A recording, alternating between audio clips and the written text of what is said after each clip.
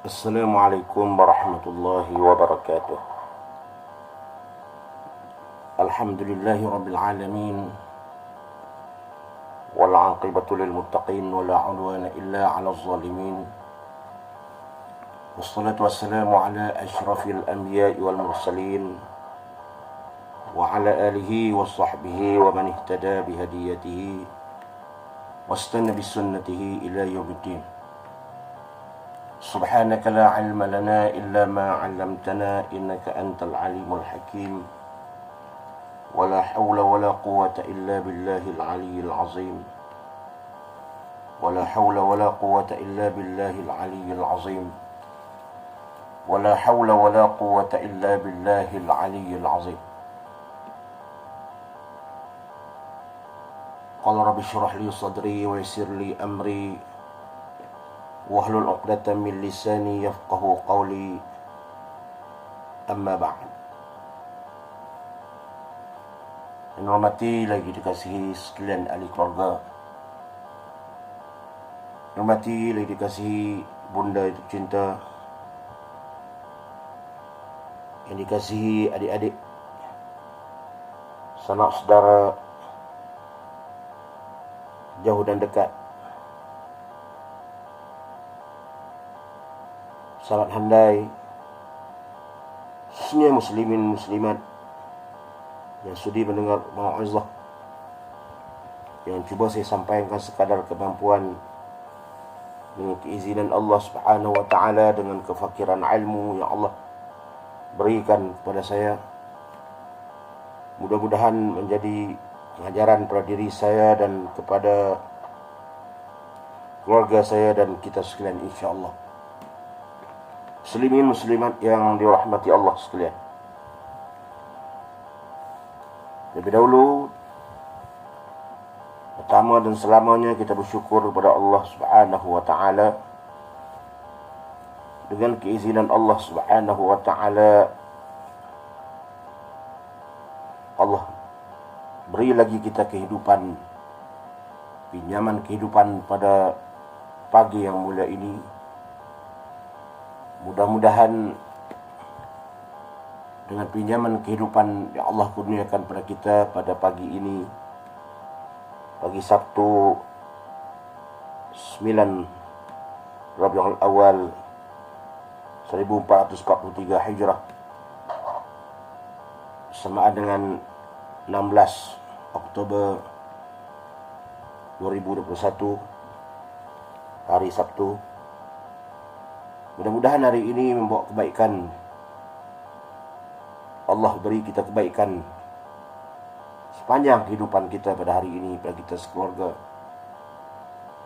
pada ahli keluarga kita dan pada kedua ibu bapa kita, ahli keluarga, adik-beradik kita, sahabat handai kita, dan juga hari-hari yang seterusnya. Kerana setiap hari yang berlalu dan yang akan datang ini semuanya telah diaturkan oleh Allah Subhanahu wa ta'ala, yang menjadi rahsia Allah. Apakah yang akan berlaku pada kita? Kita tidak tahu apa yang akan berlaku pada kita pada hari ini. Tidak siapa pun tahu apa yang akan berlaku pada kita pada hari ini. Bahkan pada sebentar lagi, seminit, 2 minit, bahkan 1 saat pun di hadapan kita ini kita tak tahu apa akan berlaku. Apatah lagi dalam masa 24 jam itu, tidak siapa pun tahu apakah, bagaimanakah keadaan diri kita. Karena itu menjadi rahsia Allah Subhanahu wa ta'ala. Jadi sebab itulah kita banyak berdoa kepada Allah Subhanahu wa ta'ala setiap masa. Sama ada kita doa secara lisan ataupun dengan hati, ingat kepada Allah setiap masa, sama ada dengan lisan ataupun dengan hati. Mudah-mudahan Allah Subhanahu wa ta'ala berikan kebaikan kepada kita.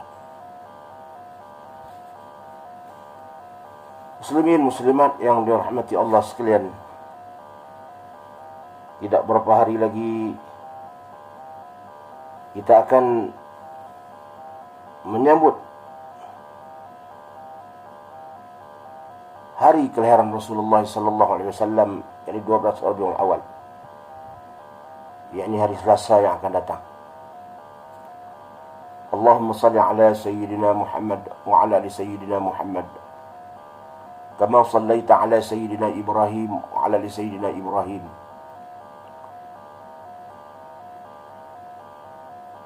Ya Allah ya Rahman ya Rahim, kurniakanlah kedudukan yang tertinggi kepada Rasul kami, kepada Rasulmu dan juga kepada Rasul kami, kedudukan yang tertinggi di sisimu ya Allah. Ya Allah ya Rahman ya Rahim, jadikanlah kami umat Muhammad sallallahu alaihi wasallam, jadikanlah kami dapat bertemu dengan Rasulullah sallallahu alaihi wasallam di hari akhirat nanti, dan dia mengakui kami umatnya.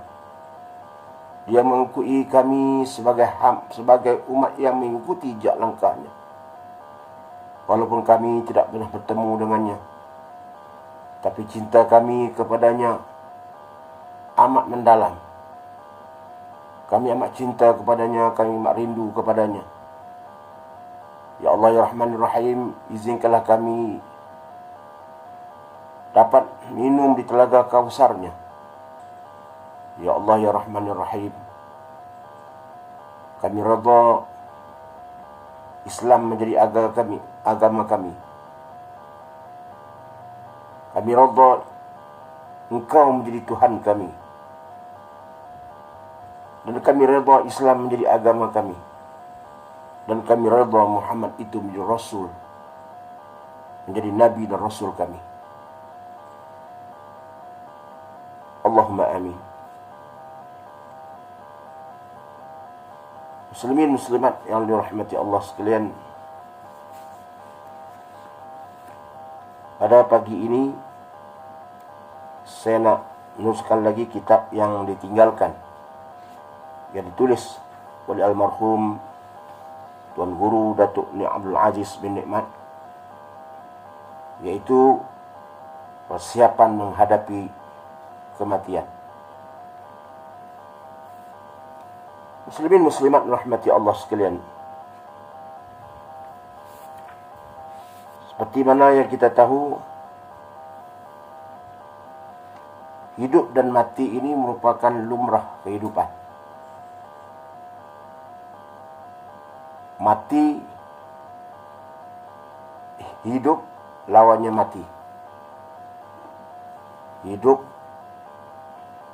jodohnya mati. Itu sudah lumrah yang ditetapkan oleh Allah Subhanahu wa taala, yang tidak dapat dipisahkan lagi. Kalau kaya lawannya susah.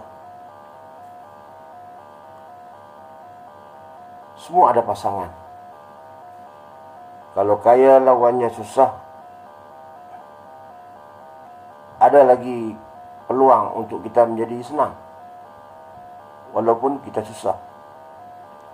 Dengan kita berusaha, dengan kita berdoa dan mencari rezeki yang halal. Kadang-kadang rezeki itu tidak datang melalui kita, kadang-kadang melalui anak-anak kita. Dengan didikan, kita beri pelajaran kepada mereka, Allah beri rezeki kepada mereka, maka kesenangan itu dapat juga ditumpang oleh kita. Mana kesusahan di dunia ini ada jalan keluar. Kadang-kadang kesusahan kita ini ada bantuan daripada badan-badan yang tertentu, seperti bantuan kebajikan masyarakat, pejabat zakat dan sebagainya. Mana kesusahan dunia ini ada jalan keluar. Tetapi kalau mati, tidak ada jalan keluar. Tidak boleh lagi kita nak hidup kembali ke dunia ini. Kita nak hidup, nak tengok, nak lihat kembali keluarga kita, rumah tangga kita, tanah bendang kita, harta kita, tidak ada. Tidak ada peluang lagi. Sebab itu Sementara Allah Subhanahu wa taala bagikan kita kehidupan di atas dunia ini, gunakanlah sebaik-baiknya untuk mencari keridhaan Allah Subhanahu wa taala, redha Allah. Muslimin muslimat rahmati Allah, sesungguhnya apabila nyawa kita terhenti dan kelopak mata kita tertutup, kata Tuan Guru, terdapat huru-hara dan sengsara menghadapi saat ajal itu yang tidak terjangkau oleh akal manusia. Tidak terlihat oleh pandangan mata kita. Pandangan mata kita yang zahir ini tidak dapat dilihat. Tidak terlihat. Karena saat mabuk menghadapi mati itu amat menyeksakan. Lihat saja orang yang mabuk di laut, mabuk udara dan mabuk daratan. Masing-masing tidak terdaya hendak membuka kelopak mata. Tidak terucap walau sepatah kata. Kata Tuan Guru, di saat kita hampir dengan kematian, napas kita sudah nak dicabut, walaupun kelopak mata kita tertutup, terdapat huru-hara yang berlaku dalam diri seseorang yang hendak menghadapi kematian. Manusia yang melihatnya tidak dapat melihat dengan mata yang zahir ini apa yang berlaku kepada orang yang nak diambilkan umurnya. Karena saat itu dia sedang mabuk menghadapi kematian. Itu disebut sakaratul maut. Sakarat, mabuk kematian. Mabuk menghadapi kematian ini amat dahsyat. Tidak sama seperti mabuk laut, mabuk daratan, mabuk udara. Kadang kita naik kapal di lautan, kita mabuk laut, pening. Ada setengah orang yang dia mabuk. Apa, dia makan ubat, dia rehat, InsyaAllah boleh sembuh. Dia hilang mabuk tu. Ada yang mabuk udara, naik kapal terbang, dia mabuk, makan ubat.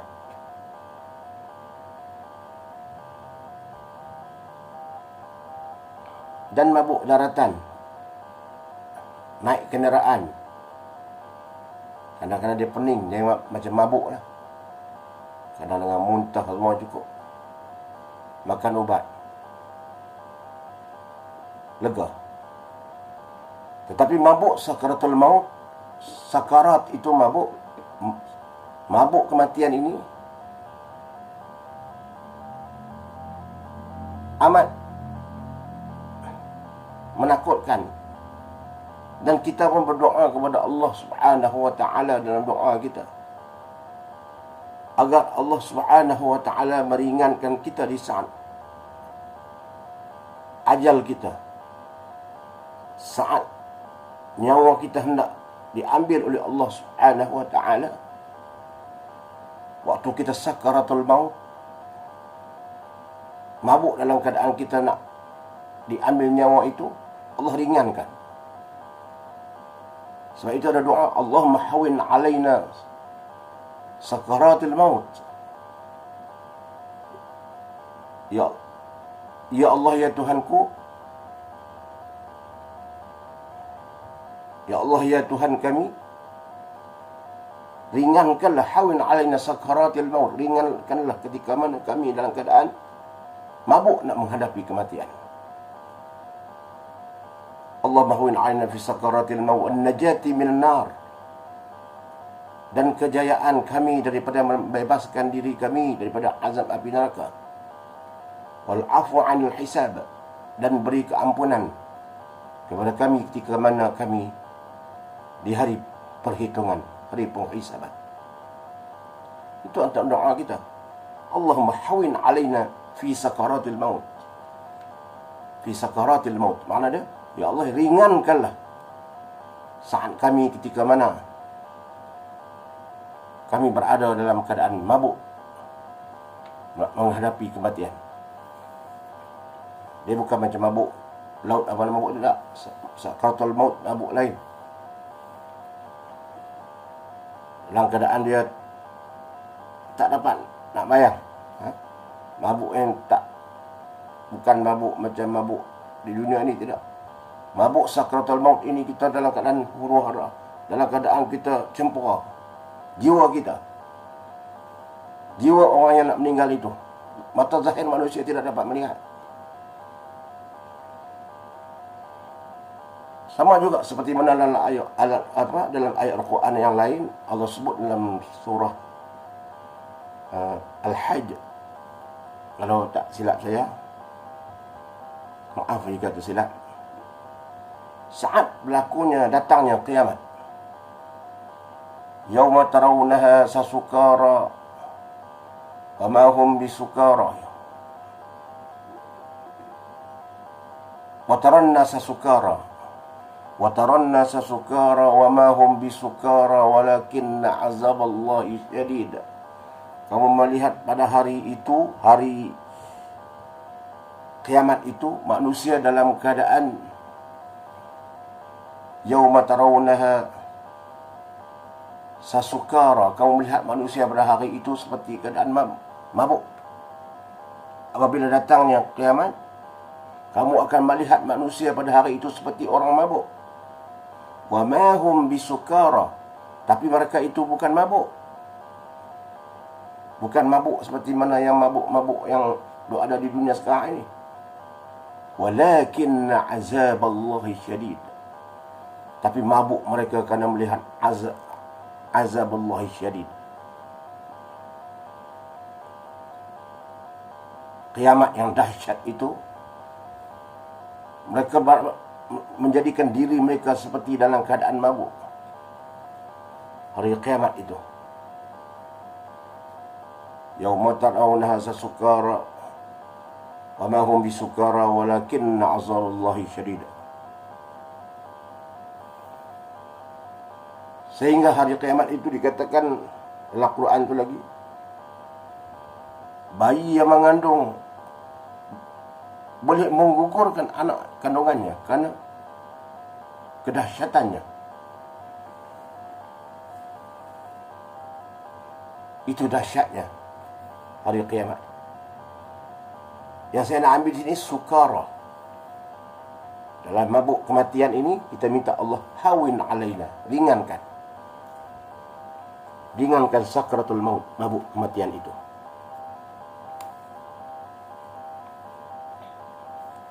Kita tidak boleh bandingkan, kata Tuan Guru, mabuk seperti mana orang-orang yang mabuk yang kita lihat di dunia pada hari ini. Mabuk kematian itu tidak seperti itu.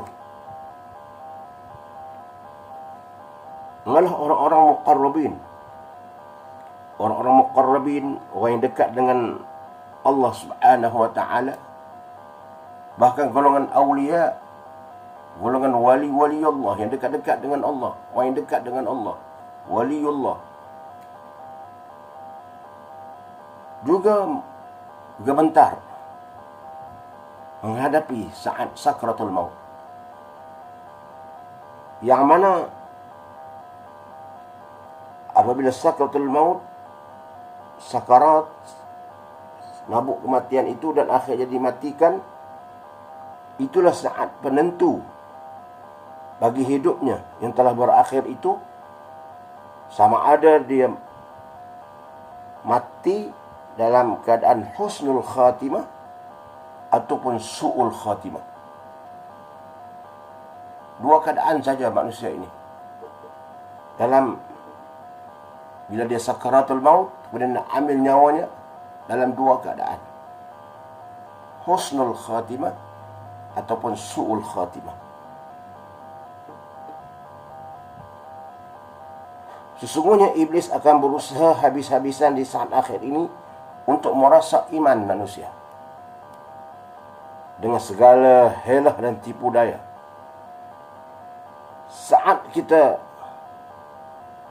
umur kita hendak diambil oleh Allah Subhanahu wa taala melalui malaikat yang diutuskannya, iaitu malaikat Israel ataupun malaikat maut, di saat itu juga iblis akan muncul.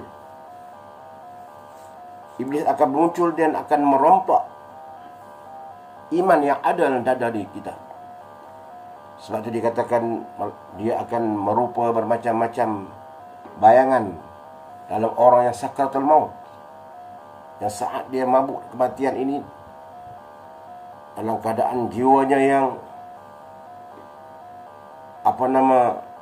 tidak ada ketenangan masa itu, datanglah berbagai-bagai bentuk bayangan.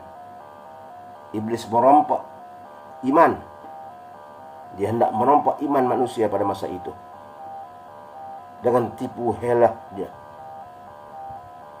Karena dia ingin tetap melaksanakan sumpahnya kepada Allah Subhanahu wa taala. Bukankah iblis telah bersumpah di hadapan Allah Subhanahu wa taala dia ingin menyesatkan anak Adam, menggoda dan menyesatkan anak Adam di hadapan Allah Subhanahu wa taala, supaya anak-anak Adam ini akan ikut bersamanya ke dalam neraka Allah Subhanahu wa taala, wal a'yadzu billah. Maka dia janji itu dia akan teruskan. Dia akan menggoda dan menyesatkan keturunan Adam dan merompak iman anak-anak Adam, sehingga di garis yang terakhir, di garis penamat, di garis nyawa kita hendak diambil.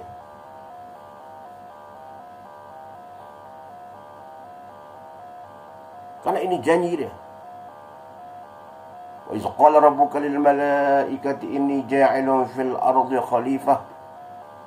Ketika mana Allah Subhanahu wa taala nak menjadikan atas manusia, di atas muka bumi ini seorang khalifah, itu Adam. Iblis tidak. Iblis ingat. Bila Allah Subhanahu wa taala memerintahkan malaikat-malaikat supaya sujud, usjudu li Adam fasajadu illa iblis. Allah memerintahkan malaikat supaya sujud kepada Adam, tetapi illa iblis, kecuali iblis, aba wastakbar, dia ingat, dia takabur, maka minal kafirin, dia termasuk di kalangan orang yang kafir. Kerana dia ingat menurut perintah Allah Subhanahu wa taala untuk menyembah Adam, usjudu li Adam.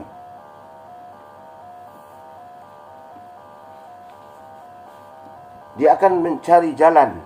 Dia bersumpah di hadapan Allah, berikanlah keizinan kepadanya untuk dia nak menyesatkan anak Adam ini. Dan Allah beri keizinan kepadanya. Allah kata, yang mana kamu dapat, silakan. Tetapi kamu tidak akan dapat hamba-hambaku yang soleh, hamba yang taat kepada perintahku, yang mukhlisin, yang ikhlas beribadat kepadaku. Kau tidak dapat menggoda mereka. Allah bagi peluang kepada iblis. Permintaan iblis itu Allah bagi peluang. Sebab itu kita kena tahu helah-helah yang akan dilakukan oleh iblis di garis penamat umur kita. Dia akan datang dalam bentuk ibu kita, wajah ibu kita, dalam keadaan kita sakarat ni, dalam keadaan kita nazak ni, dalam keadaan kita kata nak mabuk mati ni, sakaratul maut ni. Dia datang, dia mengatakan, oh ini ibu kamu. Dia akan datang dan merupakan ini ayah kamu. Dia akan merupakan macam-macam rupa. Ikutlah ibu kamu pada masa itu kita pula dalam keadaan orang yang diuji itu, dalam sakaratul maut itu, ada yang diuji dengan dahaga yang amat sangat, sehingga dikatakan dahaganya itu sampai air 7 lautan pun bagi dia itu, dia rasa tak boleh nak menghilangkan dahaganya. Sakaratul maut itu, waktu sakaratul maut itu, dia amat dahaga.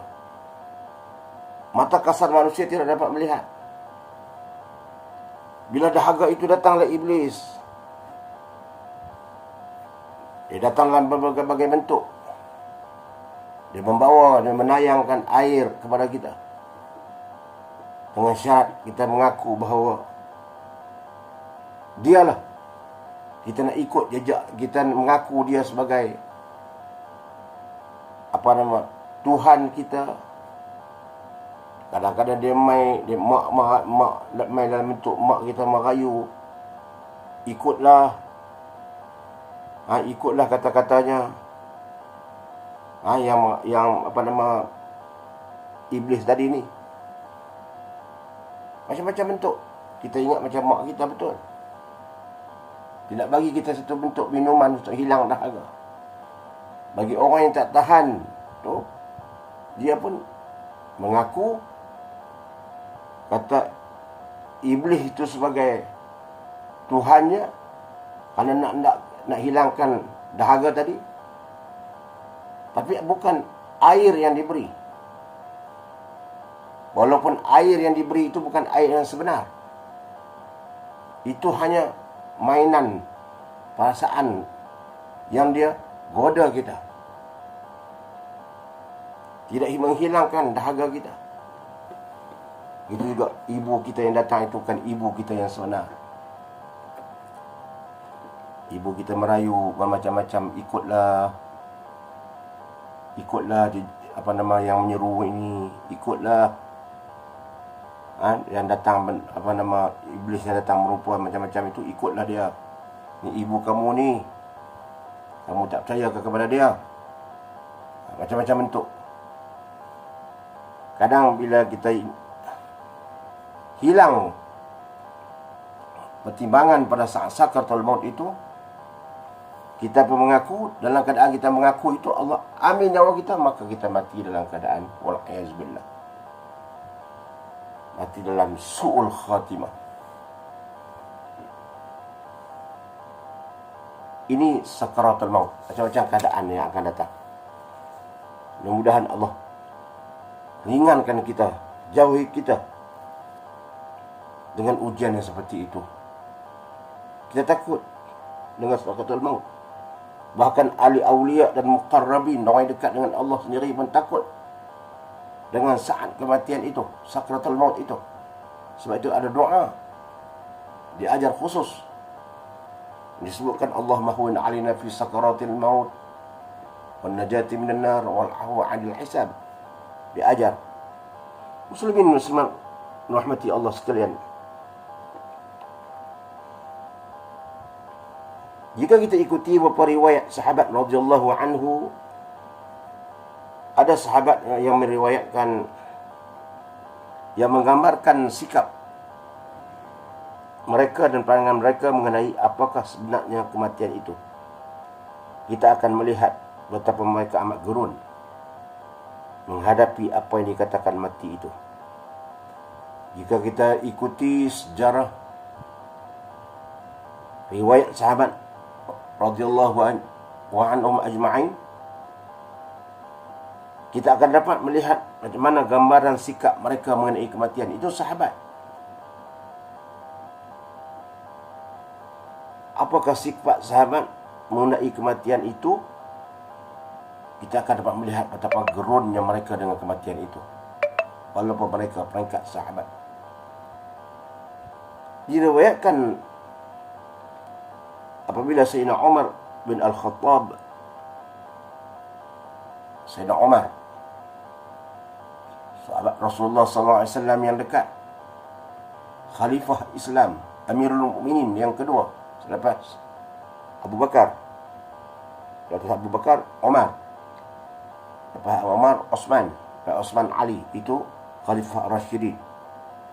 Sayyidina Umar ni orang kuat dalam ibadat. Sayyidina Umar Al-Khattab dalam keadaan luka. Diriwayatkan dalam satu riwayat bahawa dalam keadaan Sayyidina Umar luka ditikam oleh musuhnya. Lalu berkata seorang kepadanya. Lalu berkata seorang sahabat kepadanya yang dia dalam keadaan luka itu. Dia mengatakan, wahai Umar, demi Allah, aku berharap bahawa kulitmu tidak akan disentuh oleh api neraka. Dalam keadaan luka ditikam itu, datang sahabatnya menyatakan kepada Umar, wahai Umar, demi Allah, aku berharap, aku berdoa bahawa kulitmu tidak akan disentuh oleh api neraka. Jika disebabkan oleh tikaman ini kamu meninggal. Disebabkan oleh kamu ditikam oleh musuh, maka kamu meninggal dengan sebab tikaman itu. Jika kamu meninggal, aku berdoa demi Allah kulit kamu tidak akan disentuh oleh api neraka. Lalu jawab Umar radhiyallahu an, wallahi, sekiranya aku mempunyai harta sebanyak bumi ini, jika aku, Umar kata dalam keadaan dia sakit itu, wallahi jika aku ada harta yang sebanyak bumi ini, jika ia boleh dikorbankan, boleh aku keluarkan bumi harta aku itu, mengorbankan harta aku itu, asalkan aku tidak bertemu dengan kematian, asalkan aku tidak mati, dengan aku boleh menebuskan segala harta yang ada sempurna bumi ini, maka nescaya aku akan lakukan. Kata-kata Umar ini menggambarkan bahawa mati itulah satu urusan yang amat menyulitkan. Kalau boleh dia pun tidak mahu menempuh kematian itu, saat kematian itu. Sanggup dia mengeluarkan harta yang sebanyak bumi ini, keluarkan. Jika dibolehkan, memang tak boleh lah. Tapi jika boleh, dia sanggup korbankan harta itu, asalkan dia tidak menemui kematian saat sakratul maut. Ini nak menunjukkan bahawa orang yang dekat, orang yang muqarrabin, sahabat Rasulullah sendiri pun, mereka faham bahawa sakratul maut itu adalah satu benda yang amat dahsyat. Dia seorang khalifah, seorang yang arif. Dia tahu bahawa mati bukan sekadar menutup mata. Mati bukan sekadar nyawa kita terhenti. Dia seorang yang arif. Dan dikatakan mati itu bukan makna sekadar mata kita sudah dipejamkan dan nyawa kita sudah diambil. Bukan itu kematian yang sebenarnya. Berkata Abu Darda radhiyallahu an, 3 perkara yang menyebabkan aku ketawa. Abu Darda, seorang sahabat radhiyallahu an, menyatakan bahawa 3 perkara yang menyebabkan aku ketawa dan 3 perkara juga yang menyebabkan aku menangis. Abu Darda, sahabat radhiyallahu an. Allahumma salli ala sayyidina Muhammad. 3 perkara yang menyebabkan aku ketawa dan 3 perkara juga yang menyebabkan aku menangis. Yang pertamanya, aku ketawa kerana aku lihat ada orang yang berangan-angan nak hidup selama-lamanya di dunia, sedangkan mati telah menantinya. Aku kadang-kadang nak ketawa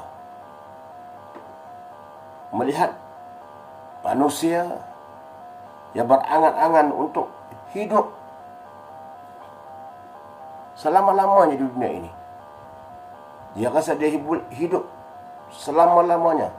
Dia boleh hidup lama di dunia ini. Aku nak ketawa melihat orang seperti itu. Sedangkan sakratul maut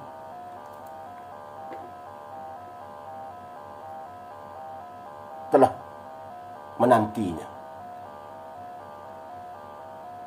Sedangkan sakratul maut sentiasa memerhatinya, sentiasa menziarahinya. Dikatakan sakratul maut itu menziarahi manusia sehari 2 kali, pagi dan petang. Walaupun bukan lagi nyawa kita waktu itu nak diambil, bukan hari itu hari kematian kita, bukan lagi waktu itu tertulis, termaktub bahawa kita akan mati, tapi dia akan menziarahi setiap manusia itu sehari 2 kali, pagi dan petang. Aku nak ketawa, dia kata, melihat manusia yang berangan-angan untuk hidup selama-lamanya, sedangkan mati menantinya. Sakratul maut sentiasa melihatnya. Yang kedua, orang yang sentiasa lalai. Tetapi malaikat maut yang mengikurinya itu tidak pernah lalai. Dia lalai dalam kehidupan. Dia lalai dalam tanggungjawabnya kepada Allah Subhanahu Wa Taala. Dia lalai dalam kewajipannya sebagai hamba Allah. Dia lalai dalam mengikuti apa yang Rasulullah SAW perintahkan dalam hadis. Sedangkan dia lalai itu dan hidup dalam kelalaian itu, tapi walaupun dia hidup dalam keadaan lalai yang seperti itu, dia seronok, dia tidak tahu yang malaikat maut sedang mengikuri dia. Ada orang yang ikut dia, tapi dia lalai. Aku ketawa. Aku nak ketawa. Macam seolah orang buat kejahatan. Dia buat kejahatan setiap hari. Dalam keadaan dia lalai, dia tak peduli, dia tak memerhatikan keadaan dia, lalai, dia seronok. Dia tak tahu bahawa polis sedang mengikurinya. Contoh, polis sedang mengikurinya. Polis sedang menyiasat keadaan dirinya, mengikurinya, memerhatinya. Tapi dia terus juga buat kejahatan itu. Aku nak ketawa, dia kata. Sepatutnya bila kita lihat polis nak melihat kita, memerhati kita, kita tidak akan lagi melakukan kejahatan. Tidak jadi lagi melakukan kejahatan. Sedang ada orang memerhatikan, polis sedang memerhatikan. Tunggu masa saja nak tangkap kita. Tapi masih juga kita buat kejahatan. Aku nak ketawa, dia kata. Orang yang lalai, sedangkan malaikat maut sedang mengikurinya. Yang ketiga, aku nak ketawa juga, dia kata, melihat orang yang terlalu banyak ketawa. Ni Abu Darda ni. Abu Darda riwayat. Abu Darda mengatakan bahawa Abu Darda menyatakan, aku melihat ada orang yang terlalu banyak ketawa. Tetapi adakah dia sedar? Adakah ketawanya itu diridai oleh Allah Subhanahu Wa Taala? Ketawa ni maknanya seronok. Dia terlalu seronok. Dia terlalu ketawa, dia terlalu seronok dalam kehidupan dia. Benda yang menyeronokkan dia semua. Tapi adakah dia tahu bahawa, adakah dia sedar bahawa ketawanya yang dia ketawakan itu adalah perkara yang diridai oleh Allah Subhanahu Wa Taala? Perbuatan keseronokan yang dia seronok itu adakah perbuatan yang diridai oleh Allah Subhanahu Wa Taala? Keseronokan itu adakah keseronokan yang disebabkan perbuatan yang Allah redha? Kalau Allah redha, tak apa. Itu pun ada tertib dia. Gelak yang tak melampau. Ini dia gelak seronok-seronok sungguh-sungguh. Tak apa, dia nak gelak seronok-seronok tu, tak apa. Tapi adakah kerana gelakkan itu kerana perbuatan itu bertepatan dengan syariat? Kalau bertepatan dengan syariat, tak mengapa. Tapi kalau dia gelak itu kerana melakukan perbuatan yang dilarang oleh Allah, dah sudahlah melakukan perbuatan yang dilarang oleh Allah. Dia gelak pula dalam keadaan seronok. Aku nak ketawa, kata Abu Darda. Mereka melakukan maksiat, lalu dia pakai ketawa. Macam orang main judi ya. Menang banyak ketawa contoh. Seronok.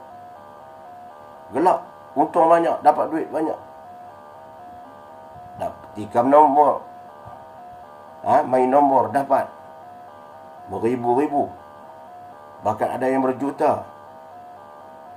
Seronok, dia gelak seronok. Tapi aku ketawa, Abu Darda atau aku ketawa, adakah seronok dia itu? Adakah seronok yang diridai oleh Allah Subhanahu wa taala? Aku nak ketawa. Sebab apa? Orang itu ketawa disebabkan oleh maksiat yang dilakukan.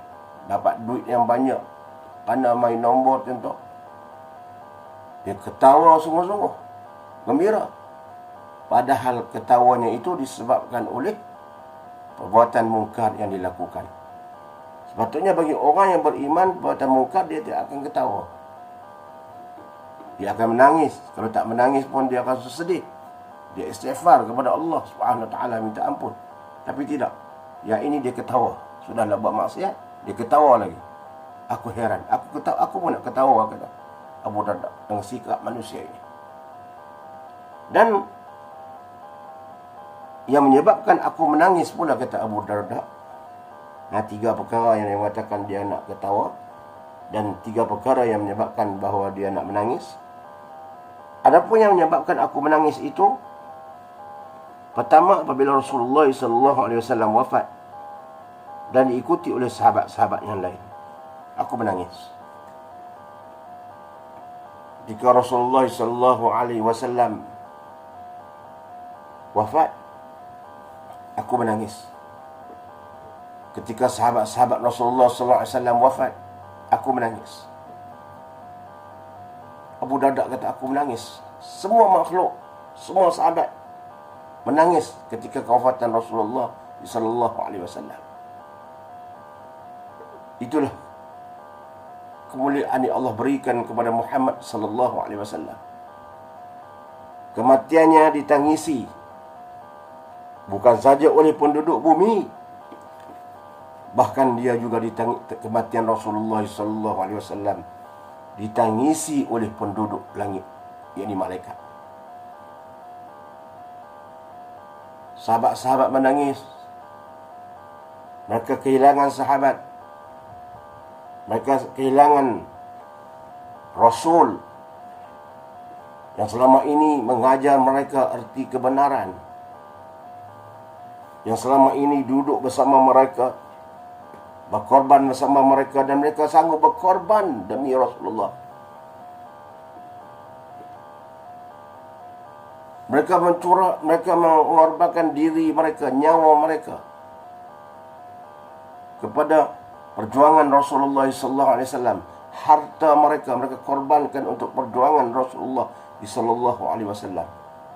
Itulah kemuliaan Rasulullah SAW. Bila kewafatan Rasulullah, mereka menangis. Dalam satu peperangan, bila Rasulullah SAW memerlukan bantuan, ada yang mengorbankan seluruh harta mereka. Ada yang mengorbankan separuh dari harta mereka. Yang mengorbankan semua ini. Rasulullah SAW bertanya, adakah lagi kamu simpan harta kamu di rumah? Tidak ada ya Rasulullah. Yang ada bersamaku hanya Allah dan Rasul. Itu sahabat Rasulullah SAW. Kalau kita baca dalam sejarah, cinta sungguh mereka kepada Rasulullah SAW. Dalam perjalanan mereka, dalam perjalanan mereka bersama Rasulullah nak pergi ke medan peperangan, ada yang berjalan di hadap mereka, ada yang berjalan sekejap di hadapan, sekejap di belakang. Sahabat-sahabat ini sekejap belakang depan, sekejap belakang, sekejap hadapan, sekejap belakang Rasulullah. Sehingga Rasulullah mengatakan, kenapa kamu ni sekejap di depan, sekejap di belakang? Ya Rasulullah, aku merasakan bahawa ada musuh di hadapan kita. Dan jika sekiranya ada musuh di hadapan kita, jika datang panah maka dia memanahkan aku dulu sebelum terkena kamu. Aku merasakan seolah ada musuh, perasaan dia tu. Jadi dia duduk di depan supaya tidak kena jatuh tadi ini, panah tadi ini kepada diri Rasulullah SAW. Mereka jaga Rasulullah sehingga seperti itu. Dan kadang-kadang dia pergi ke belakang kerana dia merasakan bahawa ada musuh di belakang. Dan jika sekiranya musuh ada di belakang, jika dia nak memanahmu, kena aku dulu. Biar aku tak korban, jangan engkau tak korban ya Rasulullah. Itu sahabat-sahabat Rasulullah SAW. Patut pun mereka itu sebut radhiyallahu anhu. Bila kita sebut sahabat, Abu Bakar As-Siddiq radhiyallahu anhu, Umar Al-Khattab radhiyallahu anhu,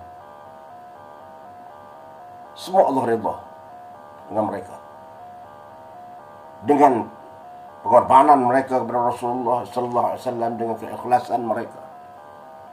Sebab itu kematian Rasulullah mereka tangisi, sehingga Bilal pun tak boleh nak mengazankan lagi selepas kematian Rasulullah sallallahu alaihi wasallam. Bila tidak dapat azan, bila dia azan dia pingsan. Kadang dia teringat bila dia azan Rasulullah akan datang. Setiap kali dia azan Rasulullah akan datang sembahyang. Bila dia azan, bila Rasulullah dah wafat, bila dia azan dia teringat Rasulullah akan datang waktu dia azan tu. Tapi Rasulullah dah wafat, jadi perasaan dia sayu, dah pernah dia pingsan. Dan akhirnya dia pun berhijrah. Dia pindah. Sedih dia. Terlalu ingat Rasulullah sallallahu alaihi wasallam. Itu sahabat-sahabat radhiyallahu anhu. Kita yang tidak pernah bertemu dengan Rasulullah sallallahu alaihi wasallam, kita tidak pernah berjumpa dengan Rasulullah sallallahu alaihi wasallam, cukuplah kita dengan mengikut pesanan-pesanan, mengikut apa yang dia tinggalkan kepada kita melalui hadis Rasulullah sallallahu alaihi wasallam dan Al-Quran. Cukup dengan kita bersalawat kepada Rasulullah sallallahu alaihi wasallam, Allahumma salli ala sayyidina Muhammad wa ala sayyidina Muhammad, tanda kita cinta kepada Rasulullah sallallahu alaihi wasallam. Kita beramal dengan pusaka yang ditinggalkan oleh Rasulullah sallallahu alaihi wasallam. Nabi kata, aku tidak tinggalkan kepada kamu apa-apa, wahai umatku. Bahkan juga kepada keluarganya dia tidak meninggalkan apa-apa. Dia meninggalkan hanya pusaka. Taraktu fikum amrai, aku tinggalkan kepada kamu dua perkara. Lan tadillu ma in tamassaktum bihima, kamu tidak sekali-kali akan sesat jika kamu beramal dengan kedua-dua pusakaku ini, iaitulah kitab Allah, iaitu Quran dan sunnah. Kitab Allah, Quran wa sunnati, dan sunnahku iaitu hadis. Dua pusaka ini kita kena amalkan. Nabi tinggal kepada kita dua pusaka ini, Quran dan hadis. Jika kita beramal, lan tadillu. Lan ni makna tidak akan sesat selama-lamanya jika kita beramal dengan dua perkara ini. Dan inilah menjadi panduan kita. Nak menunjukkan cinta kita kepada Rasulullah, beramal dengan dua perkara ini yang Nabi tinggalkan. Bukan hanya dengan sekadar perarakan, dengan pakaian kita, dengan pakaian bersamping baru, tak mengapa. Tapi amalan Nabi jika tidak kita amalkan, kita tinggalkan, kita abaikan, mana perayaan yang kita sambut Maulidul Rasul itu tidak mempunyai erti. Kita sekadar sambut tapi tidak mengamalkan apa yang Nabi suruh. Tidak mempunyai erti sambutan seperti itu.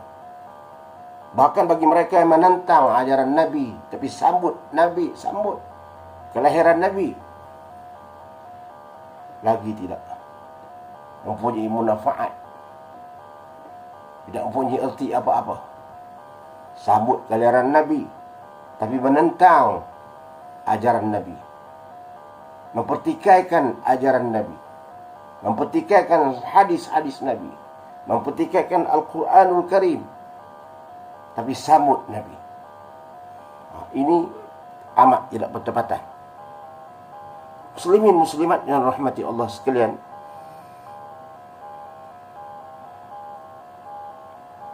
yang kedua, Yang aku menangis, kata Abu Darda, satu ketika Rasulullah wafat dan juga sahabat. Yang kedua ialah aku menangis apabila kematianku sudah hampir. Bagaimanakah hal keadaanku ketika itu? Aku menangis dalam 3 perkara. Yang kedua ini, aku menangis keadaan ketika aku hendak mati nanti. Bagaimanakah keadaanku ketika itu? Sama ada aku mati dalam keadaan husnul khatimah ataupun su'ul khatimah. Itu sahabat, dia memikirkan keadaan seperti itu. Orang yang kuat ibadat, yang ahli ibadat, yang pernah berjumpa dengan Rasulullah SAW, tapi apabila sampai saat kematian nak menempuh sakratul maut, mereka pun bimbang. Sebab itu dikatakan sakratul maut ini, saat kita mabuk kematian ini, saya yang minta, kita perlu minta berdoa, Allahumma hawin alaina fi sakaratil maut. Ya Allah, mudahkanlah kami ketika mana kami dalam keadaan sakratul maut, mabuk kematian ini. Semua akan kita hadapi, semua manusia akan hadapi, tapi dalam berbagai bentuk-bentuk yang berbeza. Wallahu a'lam, bentuk yang macam mana mungkin tidak sama semua orang. Tidak sama semua orang. Tapi dia akan bertemu dengan sakratul maut. Sakratul maut dia pasti akan bertemu. Tapi dalam keadaan bentuk yang macam mana, yang mudah, yang senang, ada yang payah, ada. Sebab itu kita minta yang diringankan, hawin, mudah, ringan. Aku menangis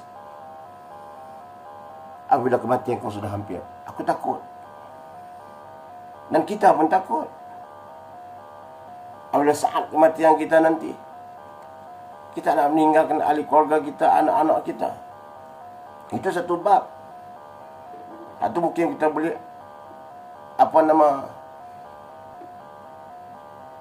abaikan lagi, sebab kita tahu kita nak meninggal. Kita pun sebelum kita sakratul maut, dalam keadaan kita sebelum diambil nyawa pun kita tahu satu hari kita akan meninggal. Kita sudah tahu, sudah berpuluh-puluh tahun bahawa kita satu hari kita akan mati, kita akan tinggalkan harta ini. Kita dah tahu. Itu pun kita sedih. Tapi kesedihan yang dahsyat berlaku pada kita ialah bagaimana nasib kita selepas kematian itu. Karena kita pergi berseorangan, kita musafir berseorangan. Itu dia menangis. Bagaimana keadaanku ketika aku mati? Dan yang ketiga, yang aku menangis, kata Abu Darda, ketika mana aku akan berhadapan dengan Allah Subhanahu wa ta'ala nanti. Ketika itu rahsiaku semua terbongkar di hadapan Allah Subhanahu wa ta'ala. Sedangkan aku tidak tahu apakah kesalahanku, sama ada aku ke syurga ataupun ke neraka. Yang ketiga, aku menangis, kata Abu Darda, ketika mana aku berhadapan dengan Allah Subhanahu wa ta'ala nanti, Allah akan bongkarkan segala apa yang aku lakukan, semuanya dibongkarkan oleh Allah Subhanahu wa ta'ala di hadapan manusia-manusia yang lain, di hadapan nabiku, di hadapan ahli keluargaku, di hadapan sahabat-sahabatku, di hadapan masyarakat, di hadapan khalayak umum, makhluk-makhluk yang lain, di padang mahsyar. Semua orang dapat melihat. Pada ketika itu, segala rahsia yang aku lakukan itu akan terbongkar. Aku menangis. Sama juga seperti kita. Kita lebih lagi. Itu sahabat. Yang amalannya dengan penuh kebaikan, yang banyak kebaikan, mungkin dibimbang ada sedikit apa yang dilakukan, kesalahan kecil pun dia bimbang. Apatah kita manusia biasa yang bukan sahabat, Kalau Allah bongkarkan segala apa yang kita lakukan sejak daripada kita taklif, diwajibkan sejak atas kewajipan pada kita ketika kita berumur, lepas balik itu sampai kita wafat, sampai kita mati, maka bagaimanakah keadaan kita jika Allah bongkarkan di hadapan segala perbuatan kita yang kita lakukan, sama ada secara terang ataupun sembunyi. Secara terang manusia dapat melihat. Yang kita buat secara sembunyi-sembunyi maksiat ini pun Allah akan bongkar. Kita buat sama ada dalam bilik yang tertutup ataupun berseorangan, Allah akan bongkar. Satu pun Allah tak akan tinggal.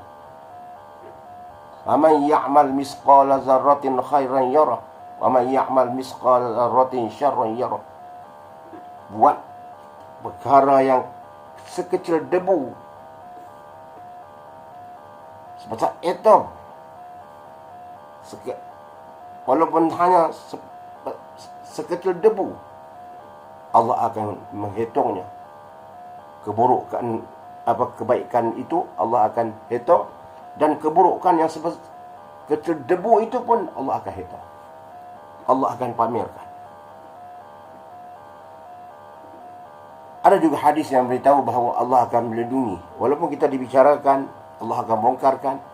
Ada yang Allah sembunyikan keaiban kita daripada khalayak manusia, daripada masyarakat itu. Allah sembunyikan keaiban kita. Dihitung, tetapi disembunyikan keaiban itu untuk diperlihatkan kepada orang lain. Tidak ditayangkan kepada orang lain.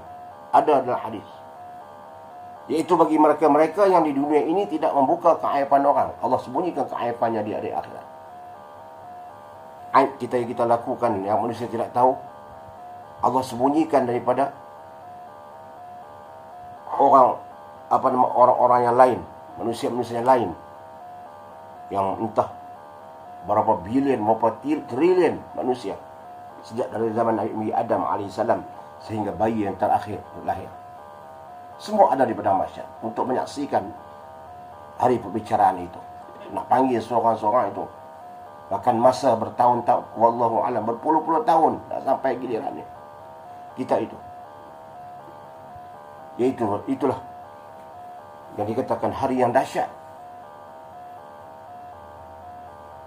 Ada orang yang dapat naungan. Naungan ni seperti yang kita baca-baca dalam hadis, kita tahulah. Orang yang dapat naungan di hari yang tidak ada naungan itu, ada orang yang dapat Allah naungkan dia di tempat teduhan-teduhan, teduhan-teduhan yang meneduhkan dia. Ada beberapa perkara, ada beberapa golongan.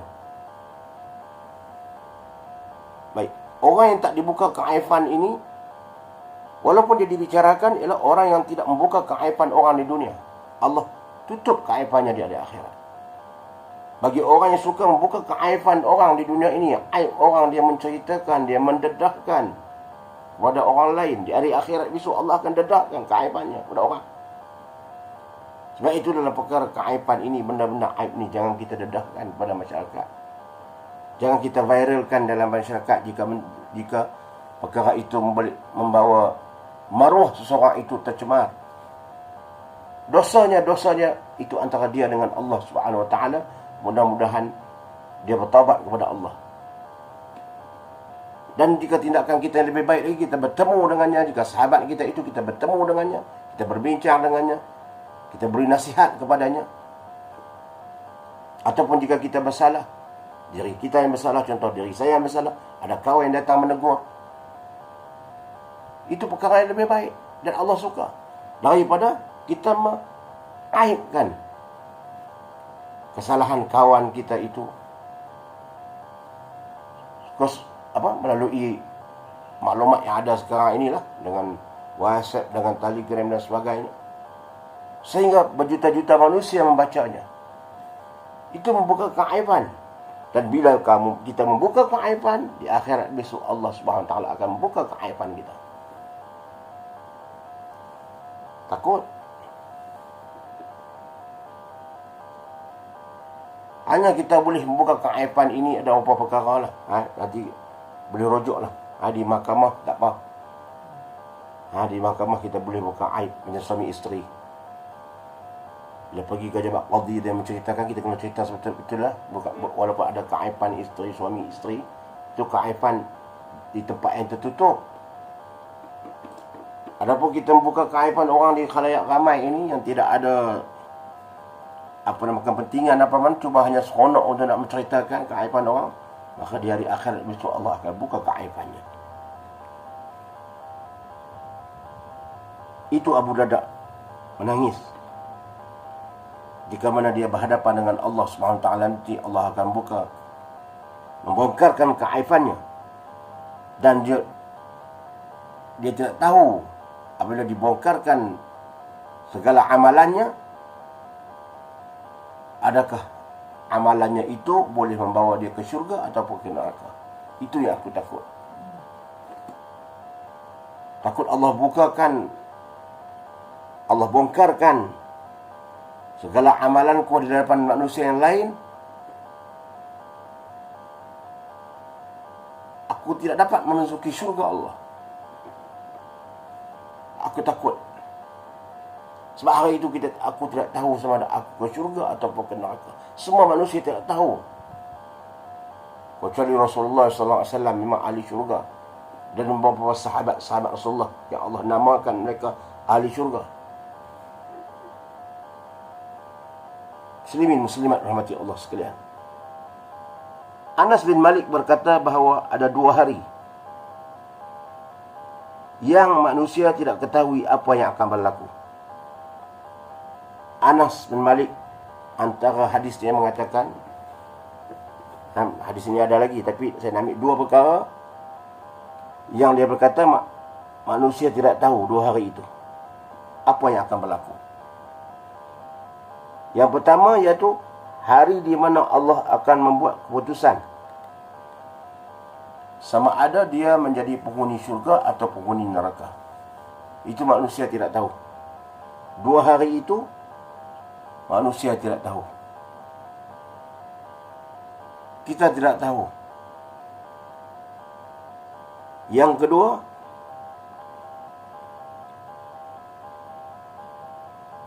hari di mana Tuhan akan menyerahkan suratan amal kita. Manusia tidak tahu. Sama ada suratan kita ini Allah akan serahkan. Suratan amal ini Allah akan serahkan dengan tangan kanan atau dengan tangan kiri. Kita nak menerima suratan itu dengan tangan kanan atau dengan tangan kiri, kita tidak tahu rahsia Allah. Kalau tangan kanan menunjukkan alhamdulillah kita di kalangan orang-orang yang baik. Kalau terima dengan tangan yang kiri, nak menunjukkan bahawa kita termasuk di kalangan orang yang selepas ini ada kesukaran yang menanti kita. Aku tidak, 2 perkara itu, Anas kata, manusia tidak tahu apa yang akan berlaku. Muslimin muslimat rahmati Allah sekalian.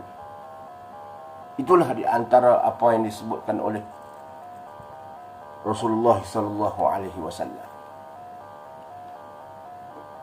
Marilah, sementara umur kita masih ada ini, dan tak lama lagi dah pun kita nak hidup di dunia ini, kita melebihi, kalau umur kita sudah 50, 40 atau kita kata 40 ke atas, kita telah melebihi separuh dari kehidupan kita. Boleh dikatakan bahawa melebihi separuh lah kehidupan kita. Tinggal separuh ya lagi. Kalau umur 70, umur 60, lagi dekat kita dengan kematian. Kehidupan kita sudah jauh, dah lama dah kita hidup. Kalau kita mengikut hadis Rasulullah SAW, umur umatku baina 70 wa 60, di antara 60 hingga 70, kita boleh menghitung sendiri. Dan yang lebih daripada itu, Nabi kata tidak banyak. Lebih daripada 70 itu tidak banyak. Ada kata Nabi, tapi tidak banyak. Tapi yang banyaknya baina 70 wa 60, antara 60 hingga 70. Ada 65, ada yang 70 kadang, Lepas pencen pun kadang-kadang ada yang meninggal. Dan sebelum pencen pun banyak kawan-kawan yang meninggal. Kawan-kawan yang meninggal. Kawan-kawan saya pun banyak yang meninggal sebelum pencen. Tapi masa umur ini bukan nanti kata baina sab'in wa sittin. Kadang-kadang tak sampai pun masa itu pun meninggal, 30 meninggal, 40 meninggal, 50 meninggal. Tapi ghalib umur Nabi, umat Nabi baina sab'in wa sittin. 60 dan 70. Tidak seperti umat yang terdahulu yang ada yang 1000 tahun umur mereka. Seperti umat Nabi Nuh alaihi salam. Ada yang sampai 1000 tahun umur mereka. Jadi bila kita umur 50 ini makin kita dekat dengan kematian. Kalau kita minta maaf lah, saya rojokkan bandingan seperti kita hisap orang yang merokok lah. Orang yang merokok itu kalau umur dah 50, api itu bila kita merokok itu, api yang ni dekat dah dengan mulut kita. Dia sudah memakan banyak okok-okok tadi tu, dia sudah, api itu semakin dekat dengan mulut kita. Dah jauh dah. Dia membakar sudah jauh. Dekat dengan mulut kita. Begitu juga kematian ini umur yang 50-60. Makin dekat usia kita dengan kematian. Kalau kita berjalan nak pergi ke satu tempat, kalau kita kata dalam 80 km, 60 km dah terlepas. Cuma 20 km lagi kita akan sampai. Bahkan mungkin 10 km lagi kita akan sampai ke destinasi itu. Kalau perjalanan di dunia ini, jika kita musafir. Begitu juga akan kematian dengan umur kita ini. Maka bila umur kita semakin berusia, makin dekatlah kita dengan Allah Subhanahu wa taala. Dah tak lama kita nak meninggalkan. Kita hendakkan kehidupan kita yang kedua itu kehidupan kita di hari akhir, di alam barzakh. Kita hendak hidup dalam keadaan bahagia. Di sana juga ada kehidupan yang bahagia. Di dunia kita dapat kehidupan yang bahagia. Di alam barzakh pun kita dapat kehidupan yang bahagia. Allah berikan hiburan, Allah berikan bahagia. Dalam bentuk wallahu a'lam. Tapi Allah kata kubur itu salah satu kebun daripada kebun syurga. Bayangkan kebun syurga. Allah hiburkan kita dengan kita duduk dalam kebun-kebun syurga. Dan juga kubur itu juga boleh menjadi kawah dan kawah api neraka. Raudhatun min riyadil jannah, salah satu kebun dari kebun syurga, ataupun hufrun min hufrin nar, atau salah satu kawah dari kawah api neraka. Jadi kita hendakkan raudhah, kebun daripada kebun syurga apabila kita berada di alam barzakh nanti. Maka sama-samalah, bukan kata saya yang terbaik, tidak. Sama-sama kita melakukan amal yang terbaik di akhir-akhir waktu. Usia kita. Kita umur 50 ni nak jadi macam umur 20 tak boleh dah, tak mampu dah. Kita umur yang 50, 60 nak jadi seperti kanak-kanak dulu tak boleh dah. Nak lari pun tak larat dah, nak bekerja pun tak kuat dah.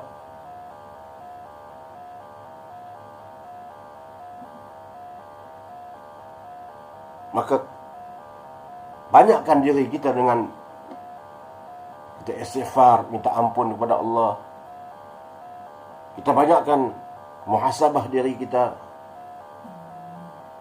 Kita qada sembahyang-sembahyang yang kita tinggalkan semasa muda dahulu. Termasuk puasa-puasa yang kita tinggalkan. Kita qada. Sebab semua itu menjadi perhitungan di hari akhirat nanti. Sementara kita sihat dan boleh buat. Sementara nyawa kita masih ada. Bukan maknanya bila kita lakukan begitu, bila usia kita 60 hingga kita tak bekerja yang lain. Tak kerja setakat kemampuan kita lah. Tapi nak kerja macam budak dulu, tak boleh dah. Takkan nak bekerja sikit-sikit, nak jalan-jalan, sonok-sonok. sama anak-anak boleh, tak salah. Bukan makna suruh duduk tadah kitab saja selama-lamanya, sehari 24 jam itu tadah kitab saja. Bukan. Banyakkan masa itu sedikit daripada dulu tu, mendekatkan diri kepada Allah Subhanahu Wa Taala sebelum panggilan ajal kita sampai. Sebab kita hendakkan diri kita ini di hari di alam barzakh kedudukan yang baik di sisi Allah Subhanahu Wa Taala. Kedatangan kita disambut oleh malaikat. Malaikat akan melayan kita dengan keadaan yang baik. Tidur kita sepertinya tidur pengantin. Ahli kubur yang baik itu tidur mereka seperti tidur pengantin. Dan nyawa kita diambil dengan jiwa yang mutmainnah, jiwa yang tenang. Mati kita yang dikatakan sakaratul maut itu Allah ringankan. Hawin, Allah ringankan. Bahkan Allah mengambil nyawa kita dengan jiwa yang tenang. Jiwa kita tidak resah, tidak dalam keadaan kita sakarat, dalam keadaan kita tidak mabuk, seperti mana yang Allah sebut. Kita ada dalam keadaan yang tenang menghadap Allah Subhanahu Wa Taala, seperti yang difirmankan oleh Allah Subhanahu Wa Taala, ya ayyatuhan nafsul mutmainnah irji'i ila rabbiki radiyatan mardiyah fadkhuli fi ibadi wadkhuli jannati. Wahai jiwa yang tenang, irji'i, kembalilah kepada Tuhan kamu dalam keadaan kamu redha dan Tuhan redha. Kamu redha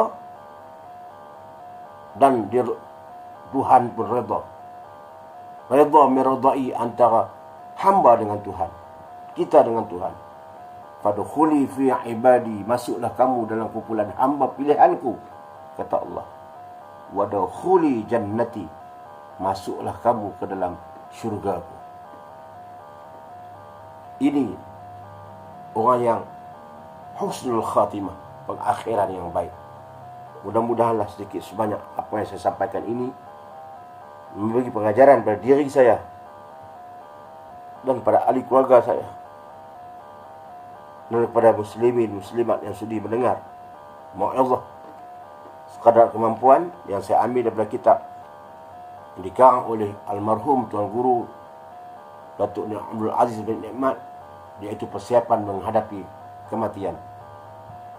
Mudah-mudahan ruh almarhum Tuan Guru mengarang kitab ini diletakkan ruhnya bersama mereka-mereka beriman, kalangan Nabi, di kalangan siddiqin, syuhada, salihin.